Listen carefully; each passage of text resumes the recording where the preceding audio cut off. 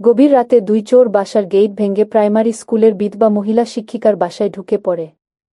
তারপর দুই চোর বাসার ভিতরে শুধু বিধবা ম্যাডামকে দেখতে পেল।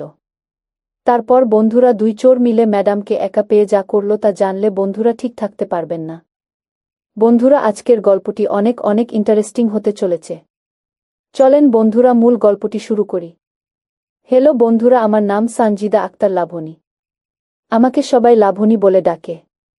আমি ২৮ বছরের একজন প্রাইমারি স্কুলের বিধবা মহিলা শিক্ষিকা। স্বামীর মৃত্যুর পর রাতগুলো আমার জন্য ভীষণ একাকিত্বে কাটত। এক রাতে যখন আমি গভীর ঘুমেছিলাম, তখন হঠাৎ করে আমার ঘরে দুইজন চোর ঢুকে পড়ে। তারা আনুমানিক ২০-২৫ বছরের মতো মাঝারি ধরনের লোক ছিল। আমি তাদের চুরি করতে দেখে ধরতে যাওয়ার পর তারা আমাকে একা পেয়ে আমার সাথে এমন কিছু করল যা আমি কল্পনাও করতে পারিনি। সেই রাতে আমার চিৎকারে পুরো ঘর জুড়ে প্রতিধ্বনিত হচ্ছিল। আমার স্বামী বিমান বাহিনীতে চাকরি করতেন এবং ৮ মাস আগে তিনি এক দুর্ঘটনায় মারা যান। আমাদের কোনো সন্তান ছিল না, তাই আমি সম্পূর্ণভাবে একা হয়ে গিয়েছিলাম। আমি একটি ছোট শহরে থাকতাম, যেখানে সকালে স্কুলে পড়াতে যেতাম। কিন্তু কাজের পর সময় কাটানো আমার জন্য ভীষণ কঠিন হয়ে যেত। আমার বয়স মাত্র ২৮ বছর। তাই মাঝে মাঝে ভাবতাম, এই বয়সে আমি কি করব।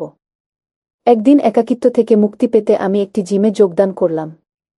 স্কুল ছুটির পর প্রতিদিন আমি ১ ঘন্টা করে ব্যায়াম করতাম। এতে আমার কিছুটা সময় কেটে যেত। জিমে আমার সময়ে একটি লোক আসত যিনি সব সময় আমাকে ফলো করতেন। তিনি আমাকে ব্যায়াম সঠিকভাবে করতে সাহায্য করতেন এবং মাঝে মাঝে শরীরে হাত লাগিয়ে দিতেন। তার হাত আমার শরীরে স্পর্শ করলে আমার মনে অদ্ভুত এক অনুভূতি জেগে উঠত। তখন বুঝতে পারতাম আমি আসলে কতটা একা। সরকারি চাকরি থাকতেও আমি কতটা একাকিত্বে ভুগছি তা তখন উপলব্ধি করতাম। আমার নাম লাবণী। ২৪ বছর বয়সে আমি সরকারি প্রাইমারি স্কুলের শিক্ষিকার চাকরি পাই। সেই সময় আমার জন্য সেটা ছিল অসীম আনন্দের।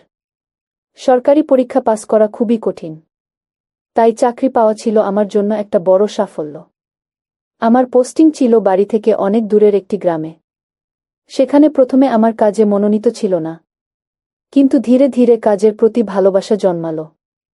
তবে রাতগুলো ছিল ভীষণ একাকিত্বের। বছর কেটে গেল এবং আমার বাবা মা আমার বিয়ের চিন্তায় ব্যস্ত হয়ে পড়লেন।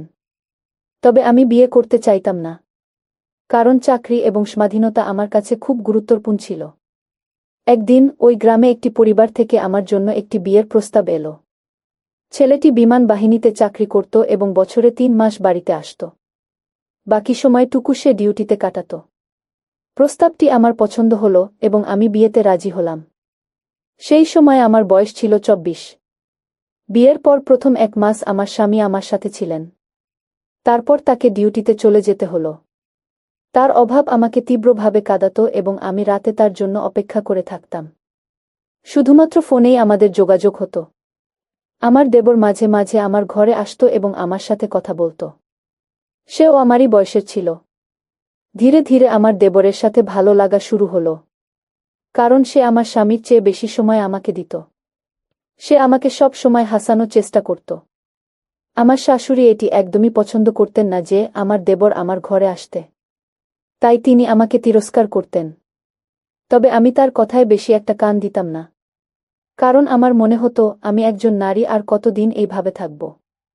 দেবরকে আমি একজন বন্ধু মনে করতাম, এর বাইরে কিছু নয়। ৬ মাস পরে যখন আমার স্বামী বাড়ি ফিরলেন, তখন আমার শাশুড়ি নানা কথা তার কানে তুলে দিলেন। আমার স্বামী আমার উপর চড়াও হলেন। আমি বললাম, তুমি তো চলে যাও, তাই আমি পলাশের সাথে কথা বলি। তবে আমাদের মধ্যে এমন কিছুই নেই। কিন্তু আমার স্বামী এবং তার মা মিলে আমার দেবরের বিয়ে ঠিক করে দিলেন। এখন আমার দেবর তার স্ত্রীকে সময় দিচ্ছে, আর আমি আবার একা হয়ে গেলাম। এরপর আমি কিছু শিশুদের টিউশন পড়াতে শুরু করলাম, যা আমার সময় কেটে যায়। তবে যতটুকু সময় থাকত আমি আমার স্বামীর সাথে ফোনে কথা বলতাম। বিয়ের ৬ বছর কেটে গেল, কিন্তু আমি সন্তানের মা হতে পারলাম না। এই ৬ বছরে আমি অনেক তিরস্কার সহ্য করেছি। আমার চোখ থেকে বারবার পানি বেরিয়েছে। আমার শাশুড়ি আমাকে একটুও সুযোগ দিলেন না। বলতেন, পড়ালেখা করা বউ বিয়ে করতে দেরি করেছে এবং সন্তান নেওয়াটা জরুরি মনে করেনি। আমার দেবরানীও আমার প্রতি ঈর্ষান্বিত ছিলেন। একদিন বাহিনীর লোকেরা আমার স্বামীর মৃতদেহ নিয়ে আমাদের বাড়িতে আসেন। স্বামীর মৃত্যুর সুখ থেকে বের হওয়ার আগেই আমার শ্বশুর বাড়ির লোকেরা আমাকে বাড়ি থেকে তাড়িয়ে দিল। আমার দেবরানী তো আগেই আমাকে নিয়ে খুশি ছিলেন না। কারণ বিয়ের আগে আমি আমার দেবরের সাথে মিলেমিশে ছিলাম। আমার শাশুড়িও আমার সঙ্গে থাকাটা সহ্য করতে পারলেন না। তবে আমার শ্বশুর এবং দেবর আমার পাশে ছিলেন। কিন্তু তারা কিছু বলতে পারেননি। এরপর আমি সেই গ্রাম ছেড়ে একটি ছোট শহরে বদলি নিয়ে চলে আসলাম এবং 1 বছর ধরে একা জীবন যাপন করছি। সেই একাকী থেকে মুক্তি পেতে আমি জিমে যোগদান করলাম। জিমে আমার সময় কেটে যেত এবং অন্য লোকদের সাথে পরিচিতি বাড়তে থাকে। এই সময় আমার স্কুলের ছুটি এলো। আমি ভাবলাম ভাই এবং ভাবির কাছে কিছুদিন কাটাতে চলে যাব। আমার মা বাবা মারা গেছেন, তাই আমার ভাই এখন আমার একমাত্র আশ্রয়। ট্রেনের যাত্রাটা বেশ দিক ছিল এবং একা থাকতে একটু ভয় লাগছিল। আমার পাশে একটি 30 বছর বয়সী পুরুষ বসেছিল যিনি বারবার আমাকে দেখছিলেন। একটি সেকশনে পেছে আমার পানি বোতল খালি হয়ে যায়। আমি ভাবলাম পরের স্টেশনে নেমে জল নিয়ে আসব। কিন্তু ওই পুরুষটি আমার পানির বোতলটি নিয়ে বলল, আমি জল নিয়ে আসছি। সে দ্রুত বেরিয়ে গেল। আমি তার ব্যবহারে ভয় পেয়েছিলাম। কিন্তু ট্রেন ছাড়ার আগে সে আমার কাছে ফিরে এলো এবং জল ও কিছু খাবার দিয়ে গেল। আমি খেতে শুরু করলাম। কারণ আমি খুব ক্ষুধার্ত। রাতে বেলা আমি ট্রেনের উপরের সিটে শুয়েছিলাম। ওই পুরুষটি বলল, ম্যাডাম, আমার নিচের সিটে এসে আপনি চাইলে শুয়ে পড়তে পারেন। পরদিন আমি ভাই এবং ভাবির বাড়ি পৌঁছালাম। কিন্তু তাদের ব্যবহার আমার জন্য ঠিকঠাক লাগছিল না।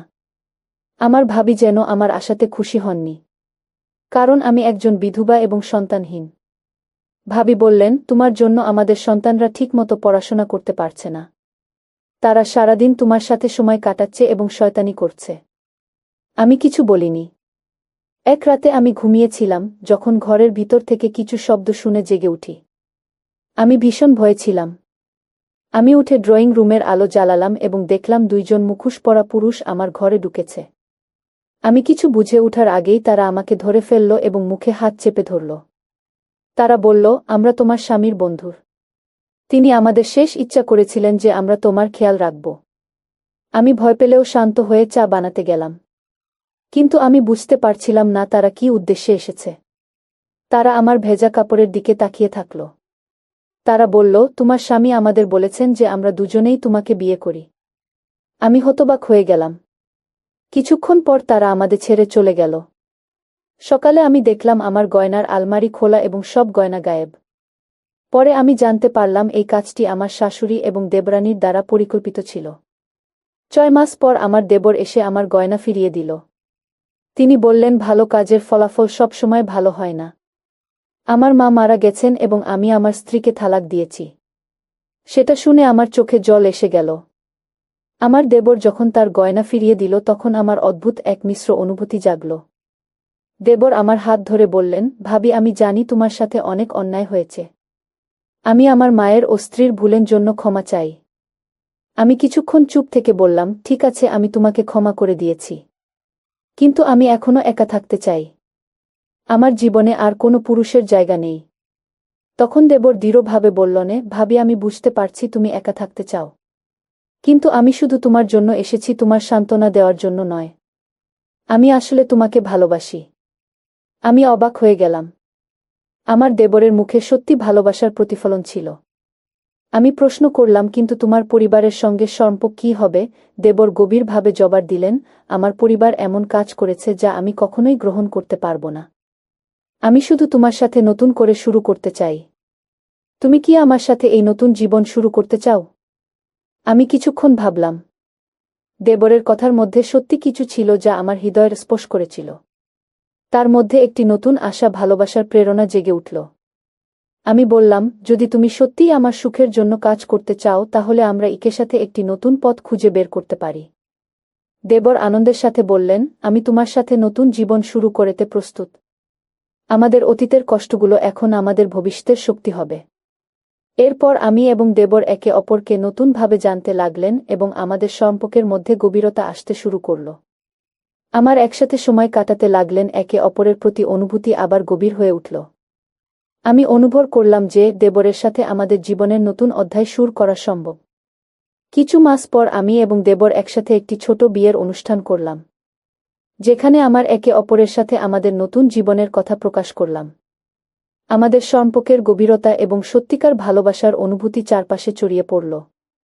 আমি জানতাম যে আমার জীবনে নতুন সুখ এবং প্রেমের সূচনা হয়েছে। আমার একসাথে নতুনভাবে জীবন কাটানোর পথ চলা শুরু করলাম। এবং আমি জানতাম যে এই নতুন জীবন আমার অতীতের কষ্টকে ভুলে উঠতে সাহায্য করবে এবং আমাদের সম্পর্ককে আরও মধুর ও শক্তিশালী করে তোলে। তো বন্ধুরা, এই গল্পটি যদি তোমাদের ভালো লেগে থাকে তাহলে অবশ্যই চ্যানেলটি সাবস্ক্রাইব করো এবং আপনাদের মতামত কমেন্টে জানাও। ততক্ষণ পর্যন্ত ভালো থাকুন, সুস্থ থাকুন, ধন্যবাদ।